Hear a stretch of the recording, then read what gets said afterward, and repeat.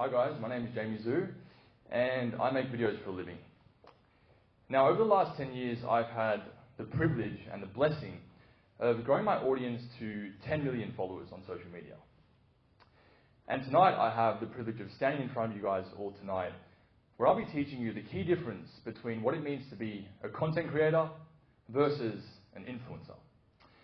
Now, raise your hand if you agree that the term influencer has become somewhat of a dirty word. Anyone? Basically everyone, cool.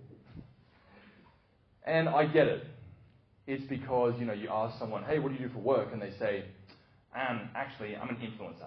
Kind of sounds a bit stuck up, right? I get it. But about 5 years ago, something very interesting happened, where all of a sudden, people that were called social media influencers no longer wanted anything to do with the term, and wanted to be called content creators instead. But the question is, why the sudden change in title? Was it that the name just sounded cooler? Or was there some random viral TikTok trend? Or did people with audiences and followings just simply not want influence? Now, the reality is, it's because the term influencer became affiliated with your stereotypical hot Instagram model that just posts half-naked bikini photos on her feed every single day. Or Billy from Bankstown that makes funny kebab videos with his mates only to utilize his TikTok to get a free feed for the boys on a Saturday night. This is the reason this happened. But the question is, where to from now? Now, I've been in the social media game for a long time. And there are certain tips, tricks, and implementations I've had to actually insert into my own brand to be able to, last 10 years in the space. And this is a key reason why I'm standing in front of you all today, a decade after making my first video. But the question is, what is the difference between a content creator and an influencer? Well, it's simple. Content creators generate eyeballs. So let's say, for example, I wanted to do a video where I rated Melbourne's best ice cream. I could go down to a Brunswick ice cream store, get out my iPhone, do a video saying, hey guys, I'm at Brunswick's Melbourne's best ice cream store, film all the flavors, just do a very generic video and post it online. Now, if I was to do that, I could probably get a few 100,000 views in the process, maybe even grow a few followers, and maybe even get some revenue through the door where I could last in the social media space a couple of years. But that's where it ends. And while some of you guys out there might think that's pretty cool, like you'd love to, walk around Melbourne Central and get recognized as, hey, that's the ice cream guy from TikTok. Sounds kind of cool, right? Sometimes. But there's one thing that content creators can't do that only influencers can. And this is key here. And if you guys are taking notes, which is kind of weird, you can write this down. Content creators generate eyeballs, but influencers change perspectives. Now, what do I mean by that? Influencers still need to generate eyeballs. They still need to get a bunch of views, followers, all these things, retention hooks, make sure the viewer watches till the end of the video. But the difference is, it's in the storytelling and the way they manufacture the content. Now, influencers not only have the ability to have an upskill in this area, but they also have the ability to influence consumer buying decisions. And this is key between the two. Now, who here has ever heard of the brand Toyota before? Put your hand up. All right, a few people haven't, which I'm slightly concerned about, but that's okay. And who here believes Toyotas are reliable vehicles? Put your hand up. Most of you guys, right? But who here has ever seen Toyota with a logo saying, we're reliable? Hopefully no one. Okay, good. I've done my research. Now, why is it that we all think Toyotas are reliable cars, even though they've never said it? It's because the brand has mastered the art of storytelling, where they've led the consumer to the conclusion they want them to be led towards without having to say it. When I think of going to Queensland, I want to get a Toyota to sort of drive around the state, maybe go from Brisbane, Gold Coast, Brisbane and back. And I know Toyotas would be reliable. Even the slogan, oh, what a feeling, You guys are great singers in the audience, cool. But the fact of the matter is the brand has mastered the art of storytelling and positioning to allow their consumers to come to the conclusion, once again, that they want. And when you think about content creators versus influencers, this is exactly the differentiation. Content creators generate eyeballs, but influencers change perspectives. And when you think of it in a brand perspective, you can now see where the dollars are being spent towards. Are brands, corporations, and companies actually investing in the right people to represent them? Or are they simply just paying someone to generate eyeballs with no after effect? Now, who here has ever been to a sporting match? Put your hand up. All right, hopefully most of you. Because if you haven't, I'd encourage you to go sometime. And who here has ever gone to a sporting match for the sole purpose of watching the ads at halftime? Put your hand up. All right, no one. But would you believe that there are brands out there in Australia in 2024 that are paying, and wait for it, it's crazy, $400,000 to be featured at the NRL Grand Final halftime for only 15 to 30 seconds. $400,000. Now, I don't know about you guys, but to me, $400,000 is quite a lot of money. 400K could buy you not just one house, but it could be a house deposit for 4 houses. $400,000 could buy you a Lamborghini Hurricane in cash. And $400,000 could also buy you a 2-hectare island somewhere in the Caribbean. Crazy, right? But brands out there today in Australia are investing that amount of money to be featured for 15 to 30 seconds only to generate eyeballs. It's crazy. And, as I said, I've been in the social media space for a long time now, almost a decade or if not more. And I've worked with many brands, and I know what they want. And it's very obvious that brands want, exposure, and they want high ROIs and all these things. But don't you think that they should be a little bit more considerate where their dollars are spent? In only a couple years ago, 10 years ago, it would take somewhere between 7 to 9 touch points for someone to see a product online to be convinced to buy it. Only 10 years ago.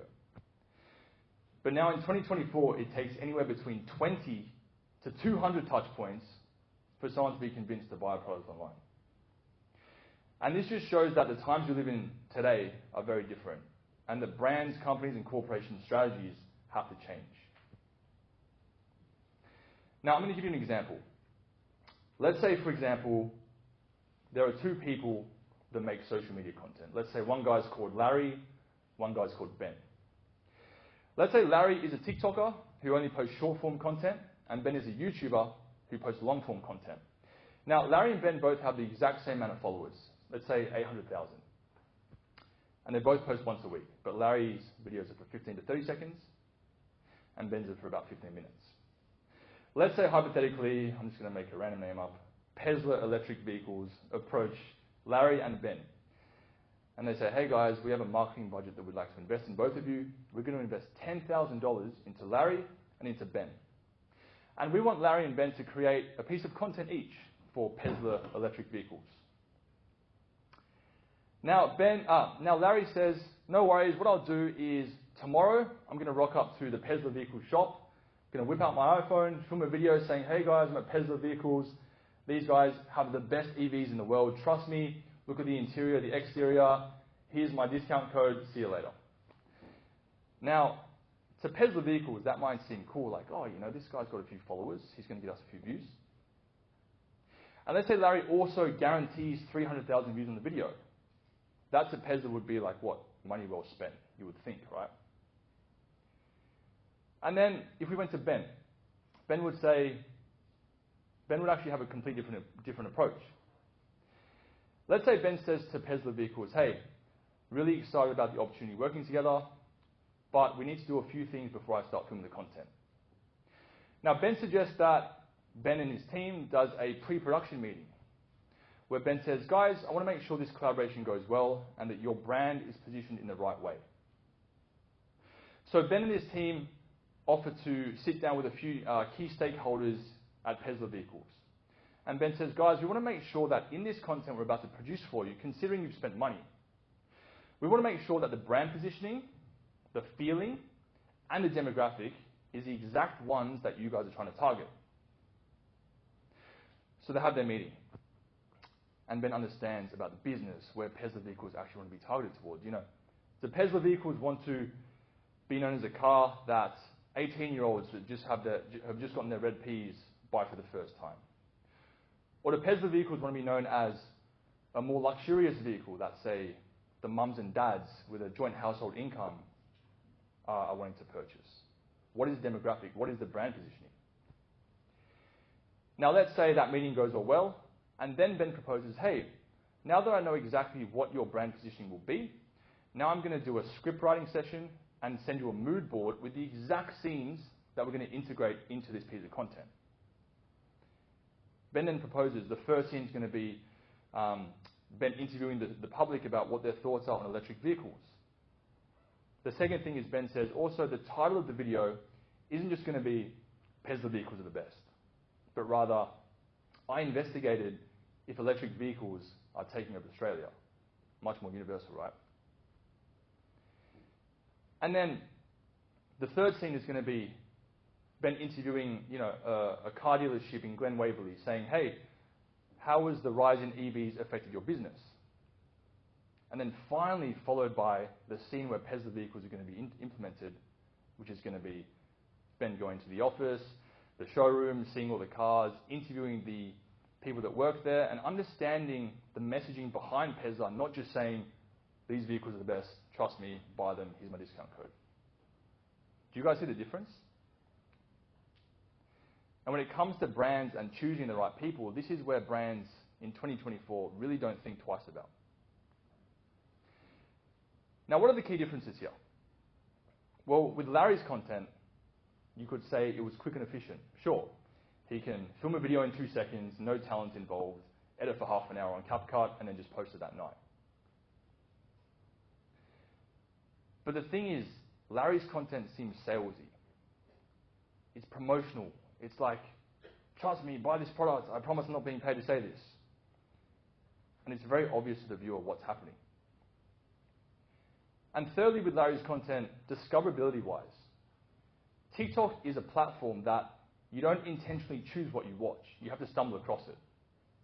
You're flicking across the For You page late at night. You don't choose what you see. It's only what TikTok wants you to see. Whereas Ben, on the other hand, his storytelling has been pre-planned. He's made sure there's the right brand positioning. He's made sure that his viewers are going to get the right feeling out of the motor vehicle that they're being advertised towards. It's intentional. His viewers are clicking on it with intent. The YouTube discovery page, you can't just like scroll across videos. You've got to actually click on them with intent. If someone's interested in the topic, I investigated if electric vehicles are taking over Australia, you'll click. But if you're not interested, then you simply don't click. So therefore, Ben's viewers have intent. And they watch the whole thing, if not most. Now, it's interesting to me because, as I said, I see this a lot in the space. And I just encourage people out there to think twice about what they're consuming online. The TikTok phenomenon has changed the influencer space like no tomorrow, where there's such a disparity between, many, many people creating content online. But the truth is, there is a massive difference between who brands pick and the outcomes that happen as a result. Now, before I wrap up, I want to leave you guys with one more thing. In a world full of likes, views, followers, clout, money, there is a longing from the consumer base and the audience for meaningful storytelling with depth and value. I believe that people should be doing social media for the right reasons, but I also encourage people out there to think twice about what they're watching and the key messaging and the reasoning behind the content they're consuming. And the last thing I'll leave you guys with is this. Attention-seeking content expires, but storytelling with intent inspires. It was a pleasure speaking to you guys tonight, and I hope you enjoy the rest of your evening. Thank you.